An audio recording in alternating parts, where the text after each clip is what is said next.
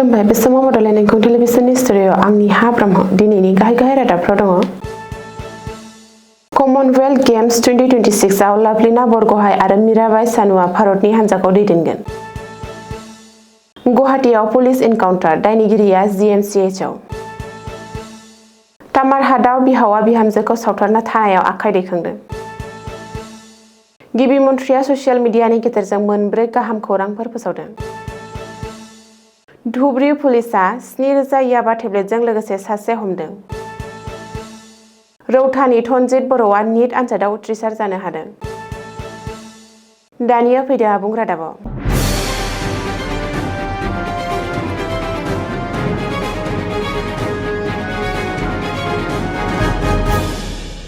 Olympic medallist आसामनि Berkshire लाभलिना बरग'हाइ आरो मणिपुरनि गिलिर दैखांग्रा एबा वेटलिफ्टार मीराबाई चानुआ जानो गोनां 2026 मायथाइनि कमनवेल्थ गेम्सनि बेखेवनाय हाबाफारियाव भारतारि हान्जानि थाखाय हादरनि फिरफिला लाग्रा महरै सायख'बाय।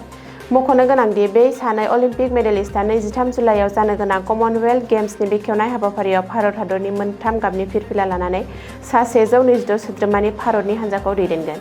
सनिबारखालि इन्डियान अलिम्पिक एस'सिएशननि आफादगिरि पि.टि. उषाया बे बाथ्राखौ मावख'आरि महरै फोसावदों। पि.टि. उषाया सानै गेलेगिरिखौ साबायखर बावनानै बुङोदि बेयो गासै भारतनि गेलेमु समाजनि थाखाय मोनसे गोग्गाथाव बुब्लि।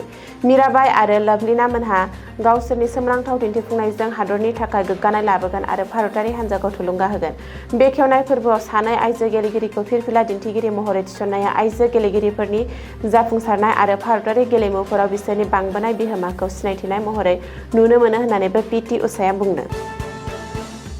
गुवाहाटीआव फिन पुलिस एनकाउन्टार, बे खेबाव जालुकबारि पुलिसआ सासे सिखावखौ थांखिनानै गुलि गावदों। बे जाथायाव आजनाबी आली मुंनि सिखावआ गुलि नांजानानै गोब्राब जोखोम जायो। बरपेटा जिल्लानि आजनाबी आलीया पुलिस जिम्मानिफ्राय खारनो नाजानाय समावनो हमथाना लाखिनो थाखाय जालुकबारि पुलिसआ गुलि गावदों। सुलुङाव फोरमायथिनाय बायदिब्ला थांनाय 7 जुलाइखालि मालिगावनि आर.के. ट्रेडार्स मुंनि फालांगि फसंथानाव 7 लाखसो रांनि मुवा बेसादफोर खावदोंमोन। बे जाथायनि सायाव नायबिजिरबाय थानाय समावनो जालुकबारि पुलिसआ बरपेटानिफ्राय आजनाबी आलीखौ हमनो हायो। सनिबारखालि हराव पुलिसनि मोनसे हानजाया हमजानाय आजनाबी आलीखौ लाना खावनाय मुवा बेसादफोरखौ बोखांनो थाखाय मालिगावआव थांदोंमोन। नाथाय थावनियाव सहैनाय लोगो लोगो आजनाबीआ खाबु लाना हरखाबनो पुलिसनि आखाइनिफ्राय खारनो नाजायो। जाउनाव सिखावखौ दबथायनो आरो हमथाना लाखिनो थाखाय जालुकबारि पुलिस हानजाया गुलि गावनो गोनां जायो।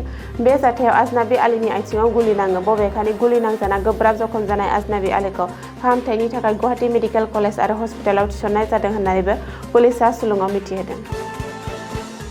तामारहाटनि प्रतापगन्ज ओनसोलाव सासे आइजोखौ केरासिन लुनानै सावथारनाय जाथाया सोराङाव फैदों। सासे सुबुङा गलकगन्ज पुलिस थानायाव थांनानै गावखौनो गथायहैनायनि उनावनो बे गिलु-बालु बुथारनाय जाथाया सोराङाव फैदों। दिनै गावखौनो पुलिसनो गथायनाय सुबुंखौ सान्तार आली होननानै सिनायथिनाय जादों। रिपर्ट बायदिब्ला थांनाय 2 जुलाइखालि सान्तार आलीया ममिना आक्सिना खातुन आरो नुर आलमजों लोगो नांनानै आम्बिया खातुन मुंनि आइजोखौ केरासिन लुनानै सावदोंमोन। आम्बिया खातुनआ आन्तार आलीनि बिहामजो आरो बिहा 1 खावसे बोसोरनि सासे गथ' दंमोन। बे जाथायनि उनाव आम्बियाखौ गुवाहाटी मेडिकेल कलेज आरो हस्पिटालाव थिसनना फाहामथाय होनाय जादोंमोन, नाथाय शुक्रबारखालि देहा फाहामसालियाव जोबथा हां लायो। बेखौ बिथा खालामना पुलिसआ दायनिगिरिखौ नागिरनायनि उनाव सान्तार आलीया दिनै गावखौ पुलिसनो गथायो। नाथाय गुबुन 3 दायनिगिरिया दासिमबो खारखोमानानै दं। बबेखानि बे जाथाया ओनसोलाव बयखौबो सोमोनांहोदों आरो बे जाथायजों लोब्बा थानाय दायनिगिरिफोरखौ गोख्रों साजा होनांगौ होननानै दाबि खालामदों जायगानि सुबुंफोरा। गिबि मन्थ्रि ड. हिमन्त बिश्व शर्माया दिनै ससियेल मिडियानि गेजेरजों आसामबासिनो मोनब्रै मोजां खौरांफोर होदों। गिबि मन्थ्रिया फोसावनाय बायदिब्ला सोरखारनि सुबुं अनसाय बिथांखिफोरा जागायफिनगोन। रायजो सोरखारा गोबां बिथांखिफोरनि थाखाय रां होनायखौ बन्द' खालामदोंमोन मानोना बाजेट होनाय जायाखैमोन। दा सोरखारा फिन बे बिथांखिफोरनि सिङाव रां होगोन। 1 आगस्तनिफ्राय सिनि आरो दालि राननाया जागायफिनगोन। नबेम्बरनिफ्राय रायजो सोरखारा बाङाइ बेसेनाव सिनि आरो दालि होबोगासिनो दंमोन, नाथाय बिसायख'थिनि उनाव दालि संख्रि राननाया बन्द' जादोंमोन। रायजो सोरखारा 10 जुलाइआव बाजेट लाबोनायनि उनाव बे बिथांखिया जागायफिनसिगोन। अरुणोदय बिथांखिनि रांखौ फिन होनाय जागोन। थांनाय एप्रिल दाननिफ्राय अरुणोदयनि रांखौ बन्द' खालामनाय जादों। मार्च दानाव रायजो सोरखारा आइजोफोरनो अरुणोदय बिथांखिनि सिङाव 9,000 रां होदोंमोन आरो बै समनिफ्रायनो रां राननाया बन्द' जादोंमोन। 3 आगस्तनिफ्राय रायजो सोरखारा अरुणोदयनि रांखौ होनो जागायफिनगोन। निजुत मयना आरो निजुत बाबु बिथांखिनि सिङाव राङारि अनसुंथाइ होनायाबो जागायफिनगोन। रायजो सोरखारा रांखान्थियारि लोरबां थाखोनि फरायसाफोरनि गोजौ सोलोंथाइनि थाखाय निजुत बाबु बिथांखिनि सिङाव ग्रेजुवेट फरायसाफ्रा दानसेयाव 1,000 रां मोनगोन आरो पस्ट ग्रेजुवेट फरायसाफ्रा दानफ्रोमबो 2,000 रां मोनगोन। गुबुन फारसेथिं निजुत मयना बिथांखिनि गेजेरजों गोजौ गेजेर फरायसालिनि फरायसाफ्रा दानसेयाव 1,000 रां आन्डार ग्रेजुवेट फरायसुलिफोरा दानसेयाव 1250 रां आरो पस्ट ग्रेजुवेट आरो BEd फरायसुलिफोरा दानसेयाव 2500 रां मोननो हागोन। रायजो सोरखारा 10 दाननि थाखाय बे हेफाजाबखौ होयो। सेप्तेम्बर दाननिफ्राय गिबि मन्थ्रिनि जीवन प्रेरणा बिथांखिनि सिङाव राङारि मददखौ जागायफिनगोन। आसाम सोरखारनि स्किल इमप्लयमेन्ट आरो एन्टारप्रेन्योरशिप बिफाननि बे स्किमआ लाइमोन ग्रेजुवेटफोरखौ राङारि मदद आरो थुलुंगा होनो थाखाय मोनसे गोनांथार आगान। बे स्किमनि सिङाव रायजो सोरखारा साख्रि नागिरनाय बिजाथिफोरनो बोसोरसेनि थाखाय दानसेयाव 2500 रां होगोन जाहाथे बिसोरखौ गुबुन गुबुन आनजादनि थाखाय थियारि खालामनायाव मदद मोनो। धुबुरीयाव गोबांथार बिबांनि याबा टेब्लेटजों लोगोसे सासे सुबुंखौ हमनो हायो। रिपर्ट बायदिब्ला मोनसे स्ट्रेट सुलुंखौ बिथा खालामनानै धुबुरी जिल्लानि सालकसा पुलिस आउटपस्टनि टीम आरो क्राइम इउनिटआ जुथायै एन्टि नारकटिक्स अपारेशन खालामनानै जब्द खालामदों होबथाजानाय निसागोनां याबा टेब्लेट। पुलिसआ गासै 7000 याबा टेब्लेटफोर जब्द खालामदों। जब्द खालामनो हानाय याबा टेब्लेटफोरनि लिरथाया गासै 753.92 ग्राम। बबेखानि 7000 याबा टेब्लेटफोरजों लोगोसे हमजानाय सुबुंखौ मोहम्मद आलम होननानै सिनायथिनो हादों। उदालगुरि जिल्लानि रौता सारियालिनि बर' फरायसा धनन्जित बर'आ नीट आनजादाव उथ्रिसार जानो हादों।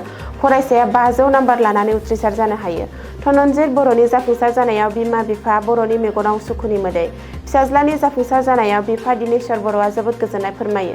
धनन्जित बर'आ हजाइनि आजमल फाउन्डेसनाव 1 बोसोर कचिं लाहैदोंमोन। फरायसानि नीट आनजादाव उथ्रिसार जानायाव रौता सारियालिनि आरो गामिनि रायजो राजा आरो रौता ओनसोलनि बर' माहारियारि आफादफोरा दुंब्रुदै बरायनानै गाहाम हामलायथि बावो। उन्दैनिफ्रायनो फरायनायाव जोबोद रोंखा-राखा फरायसा धनन्जित बर'आ उन्दै समाव इन्जिनियार जानो गोसो दंमोनब्लाबो नाथाय गोजौ फरायसालियाव फरायनाय समनिफ्रायनो गाव डक्टर जानायनि थांखिखौ लादोंमोन। धनन्जित बर'आ डक्टर जानायनि सिमाङा दिनै जाफुंसार महर मोननायनि लामायावसै। धनन्जित बर'नि जाफुंसार जानायाव बिमा-बिफानि बिफावआ गोबां फिसाज्लानि फरायनायाव मोजाङै दिथा होनायजों लोगोसे गोबां खस्थ' खालामनायजोंबो फरायसानि बिमा-बिफाया। धनन्जित बर'आ नीट आनजादाव पेपार लिक जानायखौ लानानैबो बाथ्रा बुंदों। पेपार लिक जानाया मोनसे ओनसोलखौल' नङा गासै हादोरावनो गोहोम खोख्लैयो आरो पेपार लिक जानाया रावनिबो थाखाय मोजां नङा होननानै फरायसाया बिबुंथि खालामो। दिनैनि रादाबा एसेनोसै, गोजोन्थों।